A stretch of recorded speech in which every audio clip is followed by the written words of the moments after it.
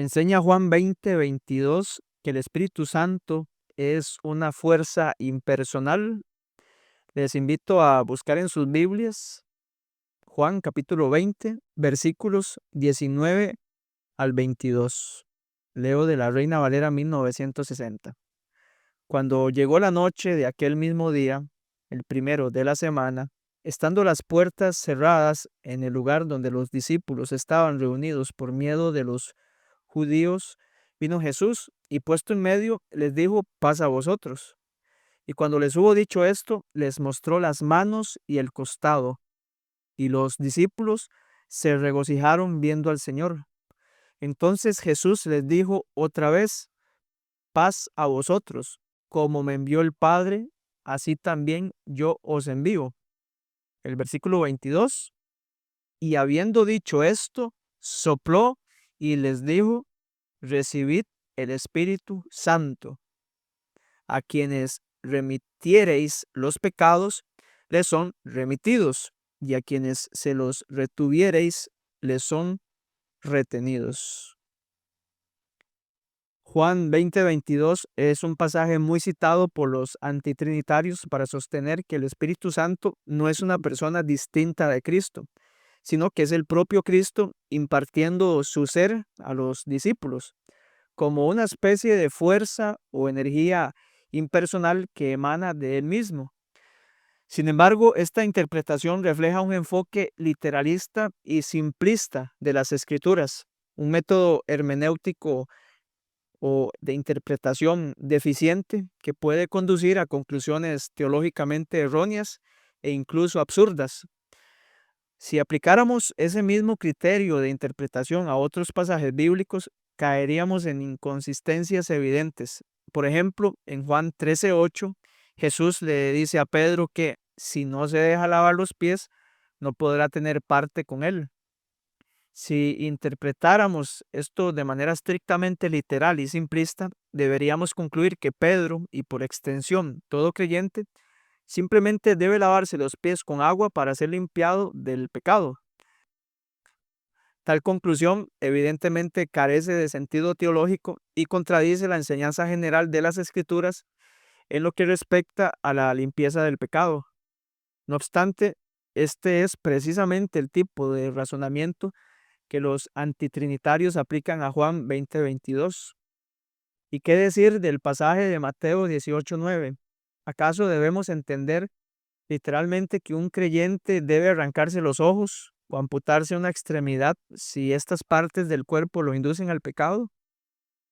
Evidentemente, Jesús utiliza aquí un lenguaje simbólico para enfatizar la gravedad del pecado y la necesidad de eliminar de la vida toda práctica que conduce a la transgresión. Por ello, es necesario abordar el estudio de la Biblia con seriedad, bajo correctos principios hermenéuticos, procurando interpretarla correctamente. La misma escritura nos enseña, por su estructura literaria y su propio contexto, cuándo un pasaje debe entenderse literalmente y cuándo recurre a recursos simbólicos o figurativos para comunicar una verdad espiritual más profunda. En el caso del pasaje de Juan 20:22 surge la pregunta: ¿debemos interpretarlo literalmente o reconocer en él un acto simbólico? Si optamos por una lectura literalista, tendríamos que suponer que Cristo podía impartirse a sí mismo a las personas mediante el simple acto de soplar, es decir, transmitiendo su ser a través del aire exhalado de sus pulmones. Tal interpretación implicaría, en consecuencia, que Cristo continúa manifestándose a sus hijos de la misma manera, soplándoles físicamente para impartirles el Espíritu Santo, que en este caso sería Él mismo. Sin embargo, esta conclusión resulta insostenible, pues lleva la lógica del texto a un extremo incoherente.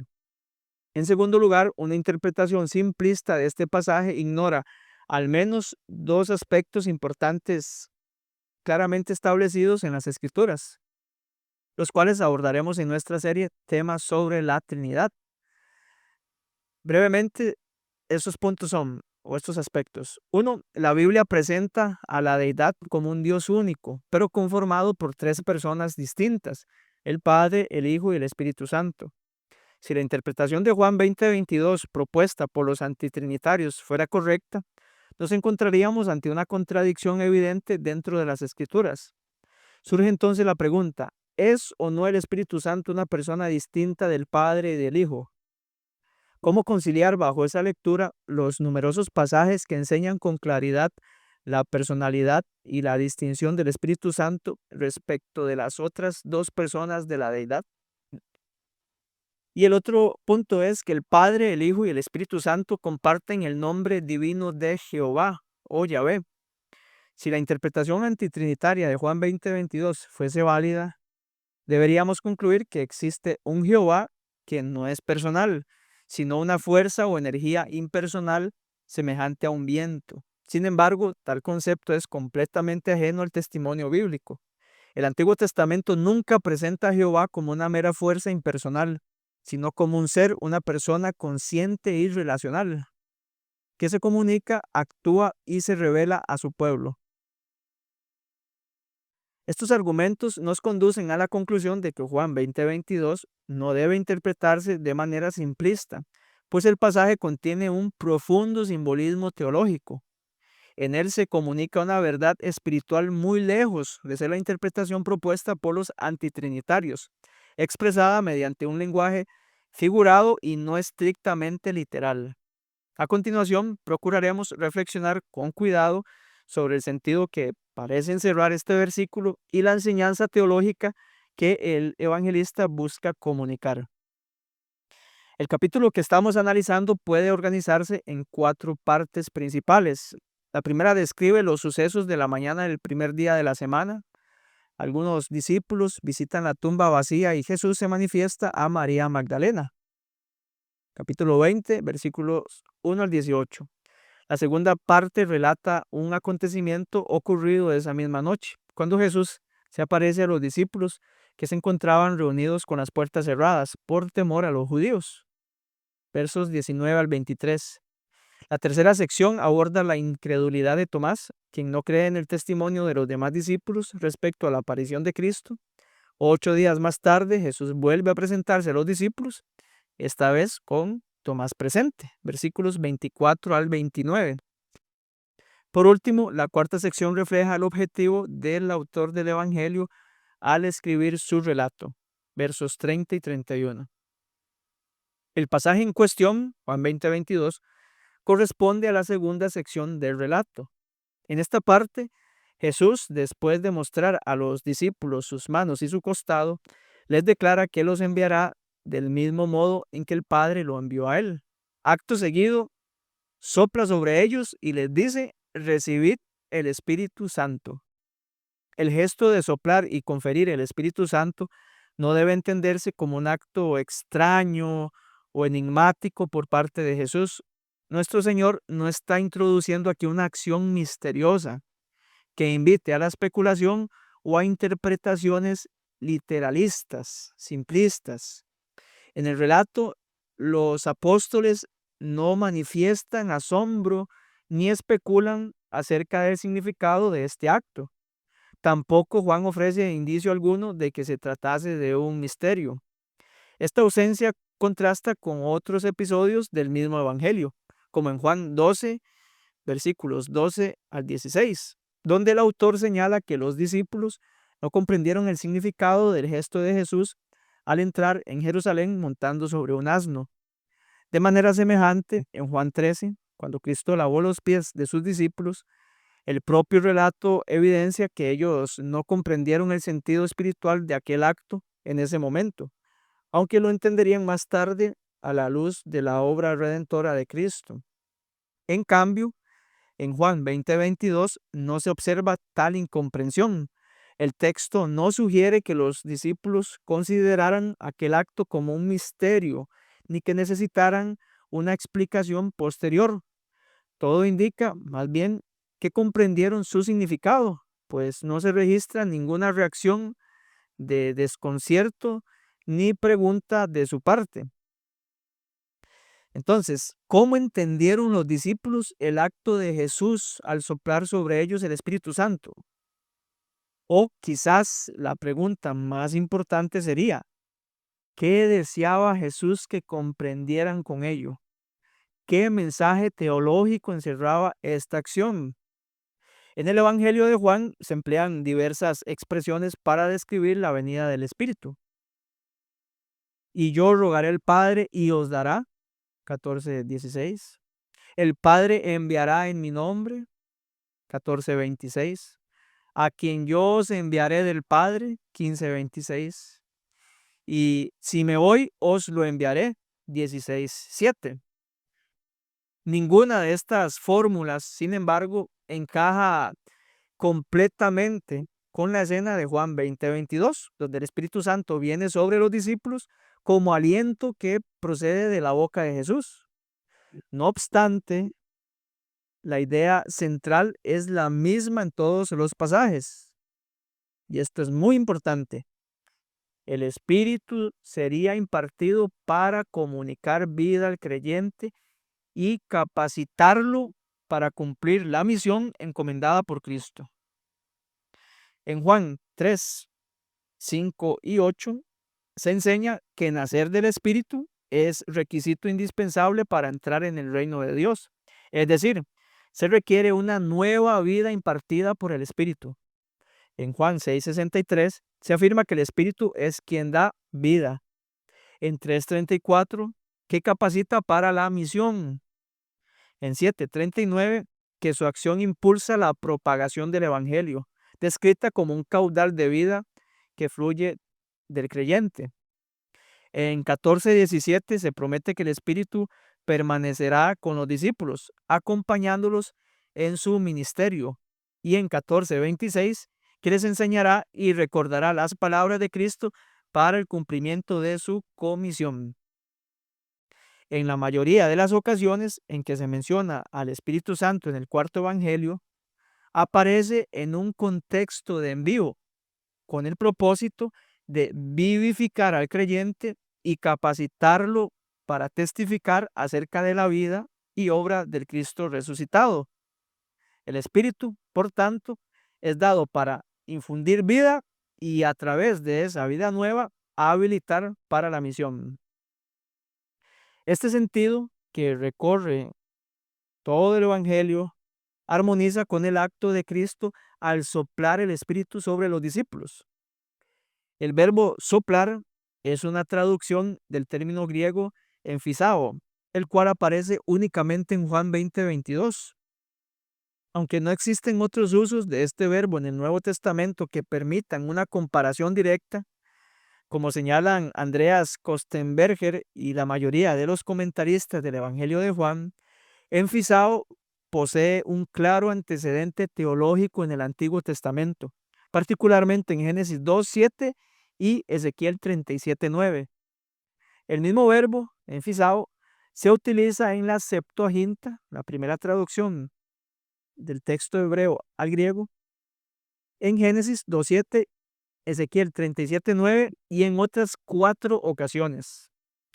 Los dos primeros pasajes, Génesis 2:7 y Ezequiel 37:9, son especialmente significativos. En Génesis 2:7, Jehová sopló aliento de vida en el hombre, impartiendo así la existencia del primer ser humano. Es el inicio de la nueva creación. En Ezequiel 37:9, el profeta contempla un valle de huesos secos, símbolo de la muerte espiritual y nacional de Israel. Y al profetizar, los huesos se reaniman, se cubren de carne y reciben aliento de vida cuando el Espíritu de Dios sopla sobre ellos. En ambos casos, el acto de soplar comunica vida. La visión de los huesos secos tenía como propósito ilustrar la restauración de Israel. Un pueblo aparentemente muerto y sin esperanza sería revivido y reunificado por el poder del Espíritu, siempre y cuando cumplieran con las condiciones establecidas por Dios. Estos dos pasajes, Génesis 2 y Ezequiel 37, son teológicamente relevantes porque comparten dos elementos esenciales con la impartición del Espíritu en Juan: la vida y la misión. Por medio del Espíritu, el creyente recibe nueva vida y es capacitado para cumplir la misión divina de anunciar el Evangelio. En ambos textos del Antiguo Testamento, el soplo divino no solo vivifica, sino que lo hace con un propósito, el cumplimiento de una tarea establecida por Dios. En el relato de Génesis, la vida que Dios dio al ser humano no fue un simple acto de creación sin propósito. No se trataba solo de que el hombre existiera, sino de que viviera con sentido en relación con su creador y con el mundo. Adán, como cabeza de la raza humana, fue creado para ejercer dominio sobre las criaturas. Génesis 1:26 al 28, administrar el huerto del Edén, 2:15, y nombrar a los animales, 2:19 y 20. Pero más allá de esta misión terrenal, la vida divina impartida por el soplo de Jehová tenía un propósito superior. Adán era la cabeza de la raza humana, de quien toda la humanidad recibiría su semejanza. A partir de él, la imagen de Dios debía transmitirse de generación en generación y crear un círculo cada vez más amplio de seres humanos con la capacidad de amar como Dios ama y de vivir a imagen y semejanza de Dios. Ese era el plan divino al crear a la humanidad. Habría una sucesión de hijos e hijas que pasarían a sus descendientes la imagen de Dios.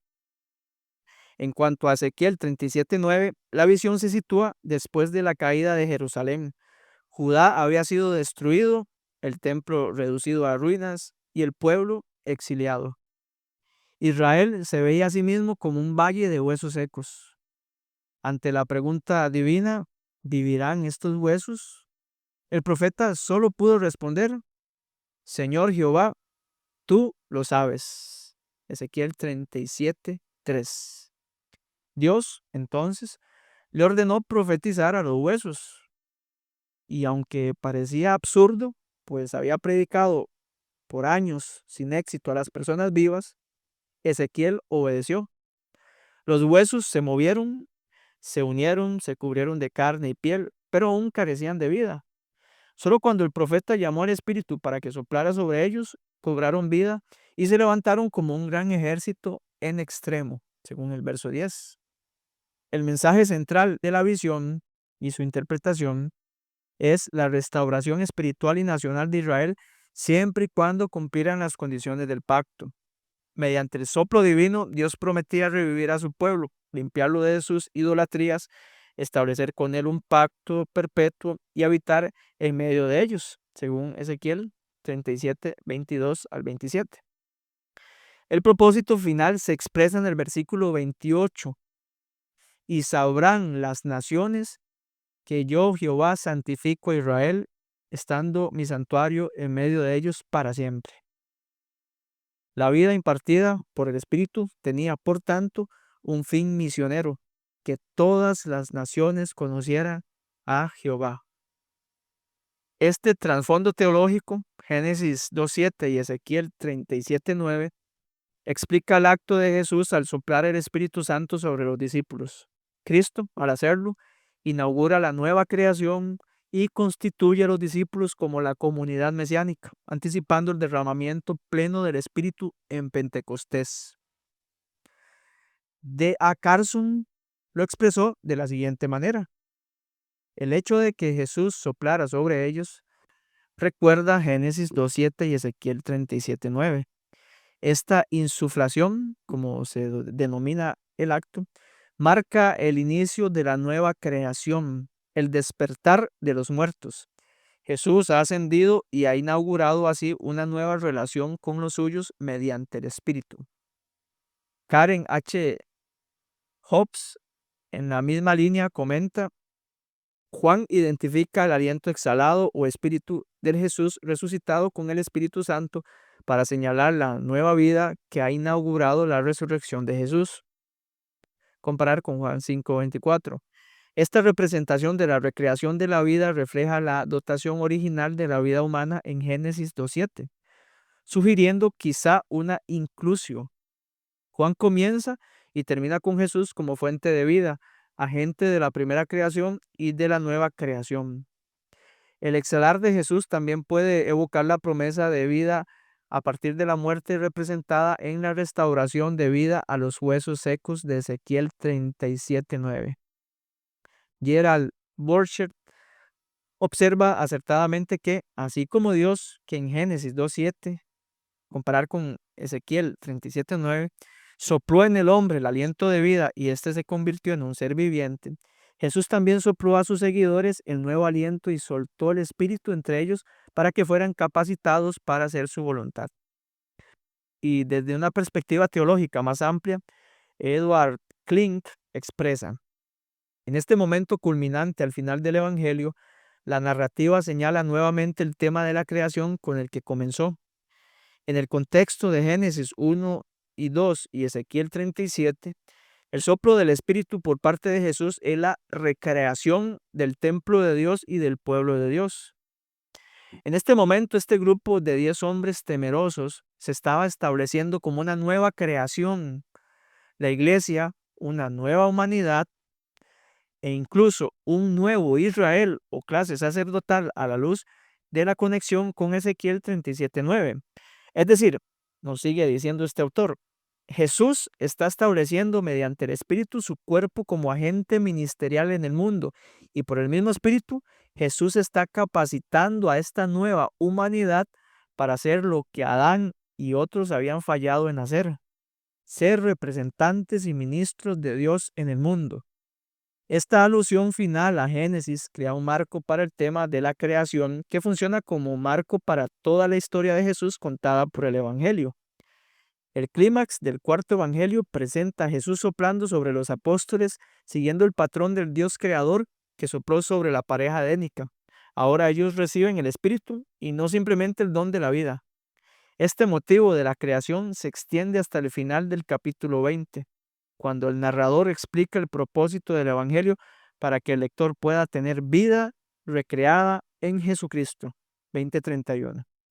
Hasta ahí la declaración del erudito Edward Klink. Los discípulos necesitaban recibir una nueva vida para cumplir su misión de proclamar el Evangelio a todas las naciones. Solo mediante la acción vivificadora del Espíritu Santo podían llevar a cabo una tarea de tan alta dignidad y alcance.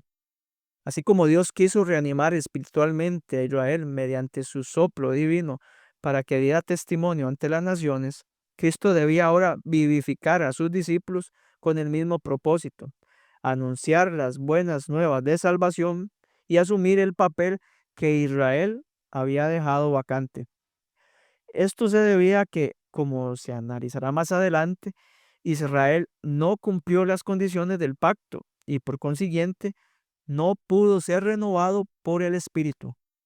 En otras palabras, permaneció como un valle de huesos secos, rehusó permitir que el Espíritu lo transformara y por tanto fracasó en su misión de reflejar el carácter de Jehová ante el mundo. Lo mismo ocurrió con Adán y Eva. Recordemos que fueron creados a imagen y semejanza de Dios, Génesis 1:26, y que a partir de ellos dicha imagen debía transmitirse de generación en generación, formando así una humanidad que viviera conforme a la voluntad divina, reflejando plenamente el carácter de su creador.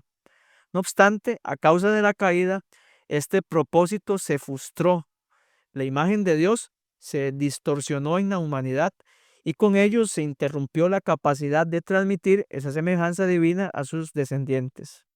En consecuencia, la misión original para la cual fue creada la raza humana fracasó. Conviene aclarar un aspecto. Al afirmar que Adán y Eva no transmitieron plenamente la imagen y semejanza de Dios, nos referimos a que aquel estado original de inocencia que les permitía comunicar íntegramente esa imagen a su descendencia antes de la caída quedó interrumpido por el pecado. Ciertos rasgos físicos y espirituales que caracterizaban al ser humano continuaron transmitiéndose, pero ya deformados y corrompidos por la experiencia del pecado. Cale y Delitzsch, comentando Génesis 5:3, expresan esta idea así: como Adán fue creado a la imagen de Dios, así engendró a su imagen conforme a su semejanza. Es decir, él transmitió la imagen de Dios en la que fue creado, no en la pureza que ésta vino directamente de Dios, sino en la forma que le fue dada por su propia determinación, modificada y corrompida por el pecado.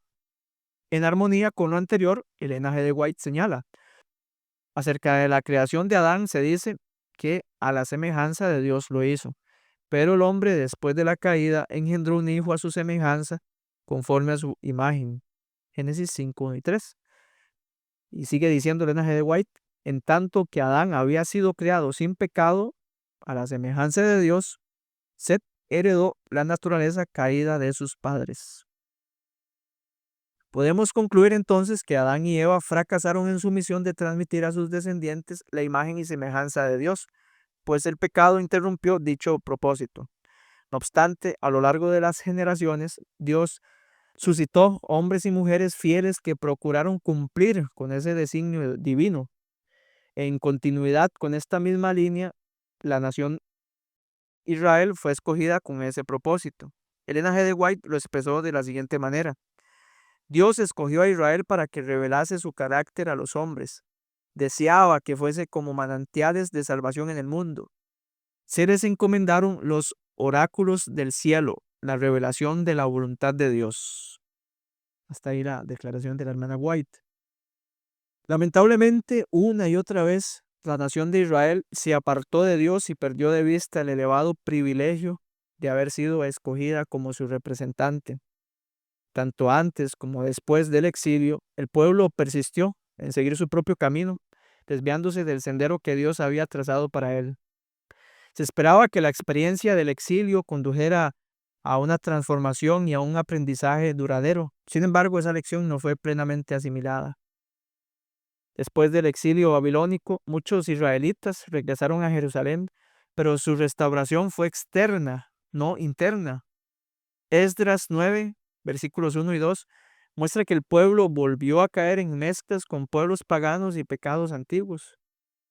Ageo 1, 2 y 4 reprende al pueblo porque en lugar de reconstruir la casa de Dios, se dedicaron a sus propios intereses materiales. Malaquías 1, 6 al 8 y capítulo 3, versículos 3 al 9, denuncia que los sacerdotes y el pueblo ofrecían sacrificios defectuosos y robaban los diezmos. Estas evidencias muestran que Israel no había recibido el aliento espiritual prometido en Ezequiel 37, 9 al 10. En Ezequiel 10 y 11, la gloria del Señor abandona el templo antes del exilio, pero después del regreso no hay registro de que la gloria de Dios haya regresado al segundo templo. De hecho, aunque el templo fue reconstruido, Esdras 6, 15 al 16, la presencia visible de Dios no volvió, lo que indica que la restauración espiritual no se consumó. Esta realidad se cumplió en la encarnación del Hijo de Dios, quien es la gloria del unigénito del Padre, según Juan 1:14. Es decir, el soplo de Ezequiel 37 no llegó a la nación de Israel posexílica, sino que aguardaba su cumplimiento mesiánico. Después del retorno, los profetas siguen denunciando el endurecimiento del corazón. Zacarías 7, 11 y 12, no quisieron escuchar, dice el texto. Endurecieron su corazón como diamante para no oír la ley. Malaquías 2:17, habéis cansado a Jehová con vuestras palabras. Estas declaraciones reflejan que el soplo vivificante del Espíritu aún no había obrado en el corazón del pueblo, pues la obediencia seguía siendo externa y forzada, no fruto de una renovación interior. Siglos después del cautiverio, Jesús denuncia que Israel aún no se quería volver de sus malos caminos. Este pueblo de labios me honra, mas su corazón está lejos de mí. Mateo 15:8. Jerusalén, Jerusalén, ¿cuántas veces quise juntar a tus hijos y no quisiste? Mateo 23:37. Cristo, a través de su soplo de vida, Juan 20:22, vino a ofrecer la restauración que Israel había rechazado como nación. Por tanto, la profecía de Ezequiel 37:9 no se cumplió en el retorno del cautiverio, porque el pueblo no se dejó transformar por el Espíritu. El Israel nacional fracasó en su misión, pero Dios formó un Israel espiritual, vivificado por el soplo divino para cumplir el propósito que Adán e Israel no lograron. Dicho de otro modo, el cumplimiento prometido por Ezequiel no se realizó plenamente en el retorno post-exílico. Más bien, su consumación es de carácter escatológico y se anticipa en Juan 20:22. Allí Cristo sopla sobre los discípulos como un gesto simbólico y preparatorio, un anticipo deliberado de lo que habría de ocurrir cuando el Espíritu fuera derramado en plenitud en Pentecostés. Hechos 2, 1 al 4. La historia posexílica muestra una restauración física, pero no la renovación interior profetizada. Por ello, la promesa de Ezequiel 37 alcanza su cumplimiento en la nueva comunidad espiritual, el Israel espiritual, es decir, la iglesia nacida y vivificada por el Espíritu Santo. Por tanto, el acto de soplar el Espíritu Santo no fue un gesto casual, sino un símbolo lleno de profundo significado. Cristo lo hizo de manera deliberada, a sabiendas, para enseñar algo muy importante.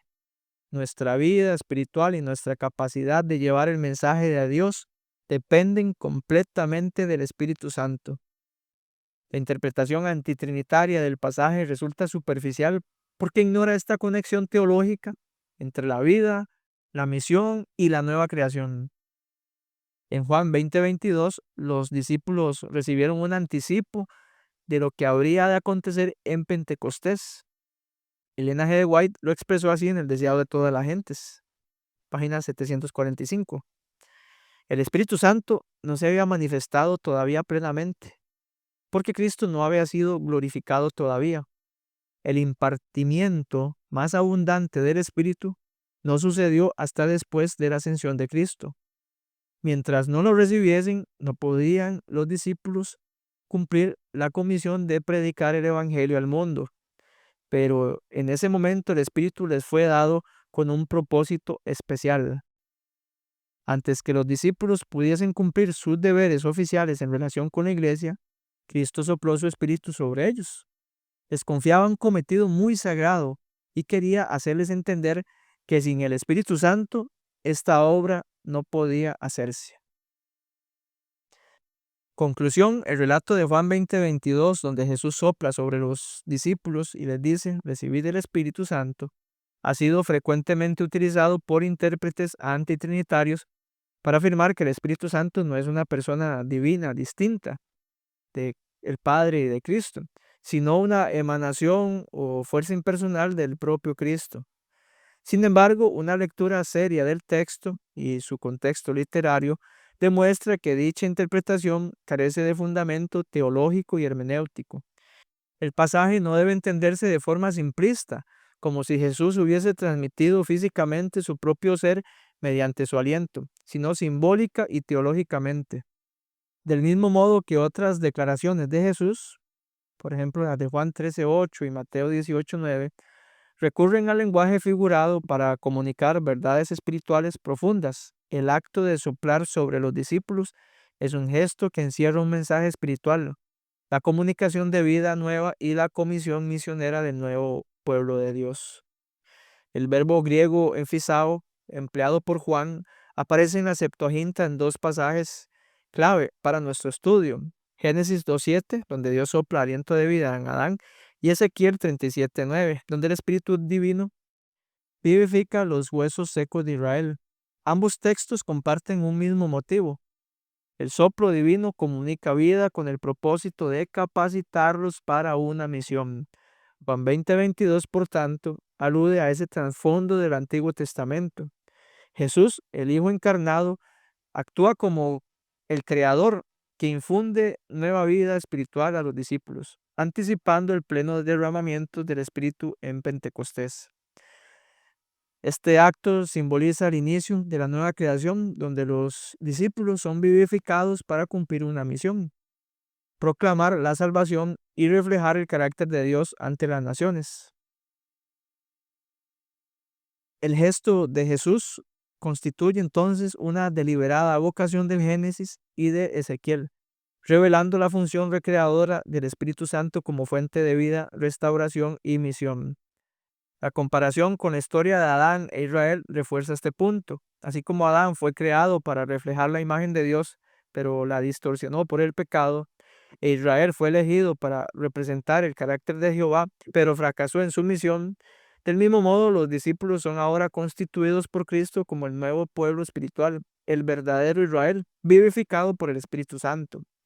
El gesto de Jesús no es la transmisión de una fuerza o energía impersonal, sino la anticipación del don personal del Espíritu, quien vivifica, transforma y capacita para la misión. La interpretación antitrinitaria pasa por alto este simbolismo teológico y pasa por alto la coherencia interna de las Escrituras sobre la personalidad y divinidad del Espíritu Santo. En palabras de Elena G. de White, Cristo sopló sobre los discípulos para hacerles comprender que sin el Espíritu Santo la obra de Dios no podía realizarse.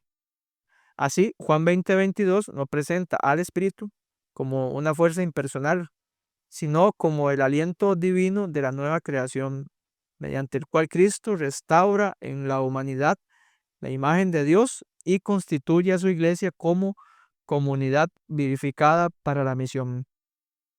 Que el Señor les bendiga.